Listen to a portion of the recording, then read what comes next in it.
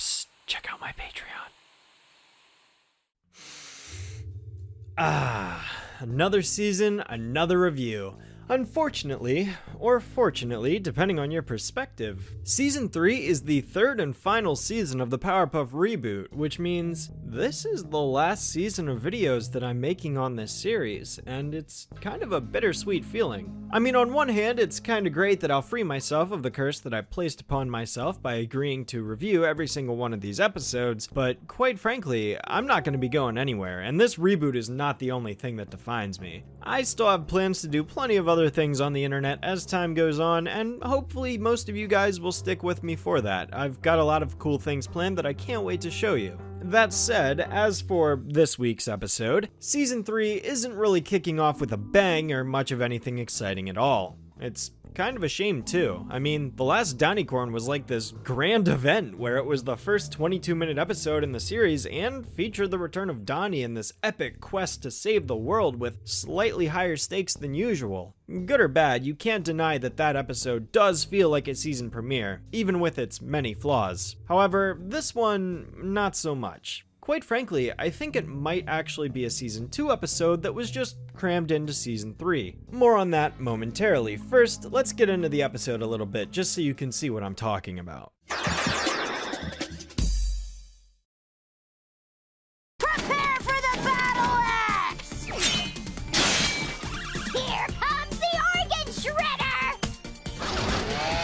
Not So Secret Service begins with a rather unflattering opening in which the girls play this violent video game that involves them demolishing and mutilating these battle robots for visual entertainment. It's harmless enough for an opening, at least until the professor comes walking in through the doorway and comments on how they shouldn't be playing such a violent video game because it's bad for them. I'm sure we all know about the debate on whether or not video games cause violence, even though there shouldn't even be a debate at all because it's proven that they don't many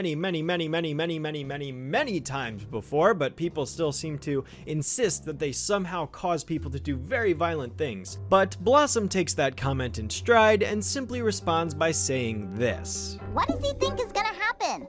It's not like it's gonna make us violent in real life. Which is then immediately contradicted when the girls go barging in on Mojo at the mayor's office. Okay, so like, here's the thing. Normally, I'd be all in favor of the girls beating up Mojo, right? I mean, action is the biggest thing this show is lacking, so of course I want more of that. Except, in this case. See, the professor calls the girls out by saying that they'll become violent if they keep playing this violent video game. But that doesn't matter, because the professor says this right before they go and violently beat up Mojo. What really gets me there is that by having Blossom shrug off his comment, denying him, only then to immediately do exactly what he said, leads to the implication that the show believes what the professor says to be true. That it believes violent video games do cause violence. Whether intentional or not, it is clearly demonstrated here, even though it's been proven time and time again that they do not. So I'm going to chalk this oversight up to pure ignorance in one of two forms. Either it's ignorant for believing that games cause violence, or it's ignorant for unintentionally spreading that message if it doesn't believe that they cause violence. Whichever one of these possibilities it may be, it just shows that the reboot doesn't know what it's talking about. Here the mayor stops the girls in the nick of time and tells them that they are required,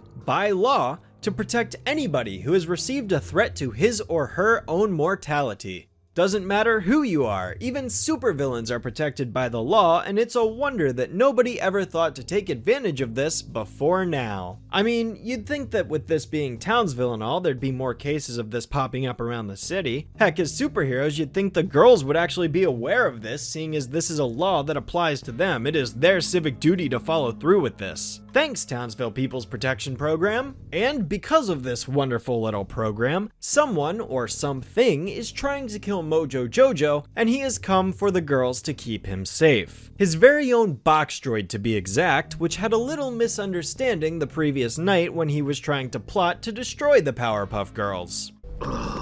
Sometimes it seems Mojo is Mojo's worst enemy. Prime Directive updated. Destroy Mojo's worst enemy, Mojo Jojo. Can we acknowledge that Mojo blatantly admits to the girls and the mayor, in public, in a government building no less, that he made this droid to destroy them and take over the world. And now the mayor has chosen the girls to protect him. Protect the Mojo! No way, dude! You wanted your robot to knock us off! Whoa! Now, girls, you have to protect Mojo. It's the law. Like, we're not going to focus on all of the other laws that Mojo was intending to break. Like, even if this program protects him, that doesn't take away from the other laws he was intentionally impeding on. But whatever, I guess. The girls take Mojo home with them because he's now in their custody until the threat has been eviscerated. And Bubbles dresses up as a cowboy because the episode needed its running joke of the week. Well, tarnation! I'm an outlaw! Although, because the girls don't want the professor figuring out that Mojo of all people is staying with them, they make up this lie that they have a distant cousin named Johan that nobody has ever heard of until now. I don't remember the girls mentioning they had a cousin named Johan. And as anyone could probably guess, the professor buys this in full because he's the stereotypical idiot dad character that does nothing of importance 90% of the time. Girls, I can't believe you didn't mention me to Johan. My peach cobbler. Why don't you get the fuck out of here? Keep it together, Shadow. Keep it together. You've only got one more season left of this imbecile. You can do this.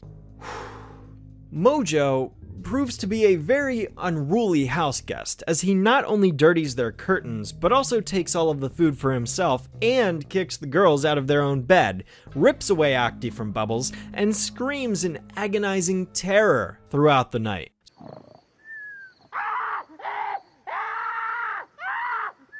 So the girls have pretty much hit their breaking point with him and are on the verge of kicking him out the next morning when suddenly they're greeted to this grand breakfast that Mojo of all people has set up for them.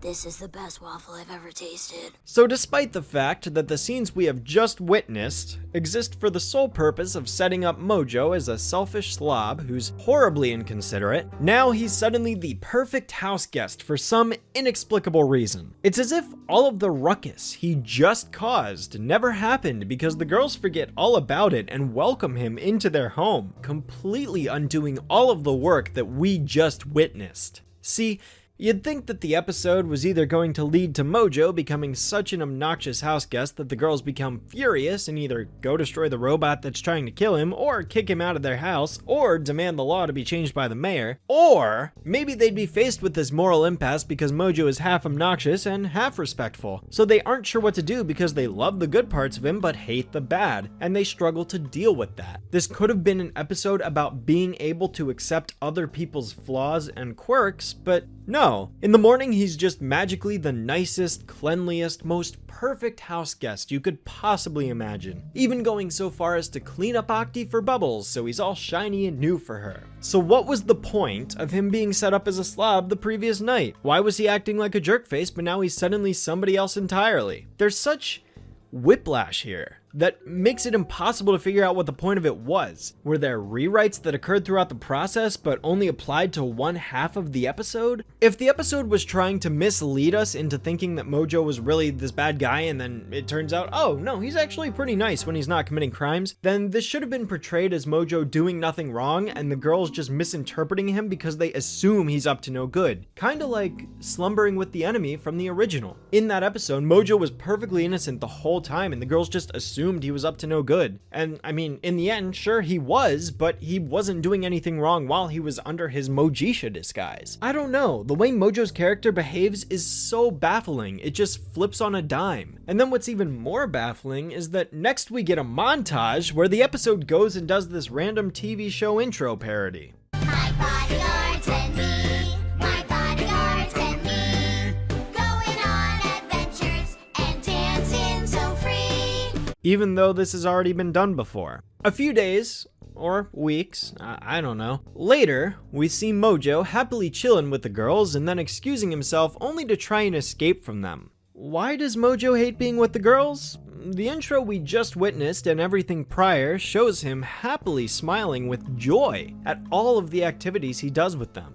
huh? Where's this sudden distress coming from? We never saw him complain about living with the girls once, and now he's suddenly like, I can't take this anymore. Are we to assume it's because he's the bad guy, so of course he hates it and he was pretending the whole time? Or was he? Why was he kind enough to feed the girls breakfast and clean up Octi? That was at the peak of the girls wanting to kick him out for being a rude and unpleasant roommate. Why would he befriend them if it was going to torture him like this? Why would he even go through with the TV show intro? Why didn't he just continue to be an obnoxious house guest like he was the night prior to that breakfast meeting? Usually a villain has a motive when pretending to befriend the heroes in a situation like this, i.e. slumbering with the enemy, but not Reboot Mojo. It certainly wasn't to keep him safe from the box droid that wants to kill him, I'll tell you that much. In fact, he's actually happy to see Box Droid when he runs into him on the street, begging to put him out of his misery, only to learn that Box Droid realized what Mojo said was a figure of speech all along. Aha! Box Droid understands now. Box Droid apologizes. This in turn allowed him to alter his objective programming and reset back to destroying the Powerpuff Girls, which pleases Mojo because it gives him hope in his original plan once again. But the girls just eviscerate the thing with their laser beam eyeballs in one go as soon as that happens and congratulate him on putting up a good distraction for them to destroy it. Although, because he's back to his evil ways, he outrages at this, to which the girls beat him up and throw a desk on him, ending the episode. So 3 seasons in and we're still dealing with the failures of establishing characters properly. Mojo has zero depth to him because he isn't motivated. Everything he does is on a whim that doesn't make any sense compared to the previous scene he was a part of. First he's helpless, then he's a genius, then he's rude, then he's generous, then he's tortured, then he's evil again. This is too much at once. None of this flows well at all, and Bubbles' random cowboy shtick or Buttercup speaking in an accent for no reason don't help either. Good morning. Oi! What's all this then? Why is she doing this? For a season 3 premiere, I'm not impressed. Although I would like to add, like I mentioned earlier at the beginning of the video, that season 2 and season 3's productions kinda merge into each other when it comes to CN's airing of the episodes because, as I'm sure you know from season 1 and season 2, the network aired these episodes completely out of order, making it extremely difficult to figure out what the real season 3 premiere is. Maybe the season 3 premiere was Never Been Blissed. Maybe the season 3 premiere was another episode I'm going to be getting to later in this season. For all I know, Not So Secret Service could have and very well might have been a season 2 episode. But considering that the official listings on Cartoon Network's website say this is season 3 episode 1, this is season 3 episode 1. I highly doubt this was the episode that was made to be the start of the season, but it's the episode the network released and is officially dubbed as such, so that's how I'm going to treat it. Whether or not it was meant to be the premiere, this is the premiere and we just have to deal with it. If the network cared more about this property and wanted to make another episode be the season premiere, they would have released that episode as such,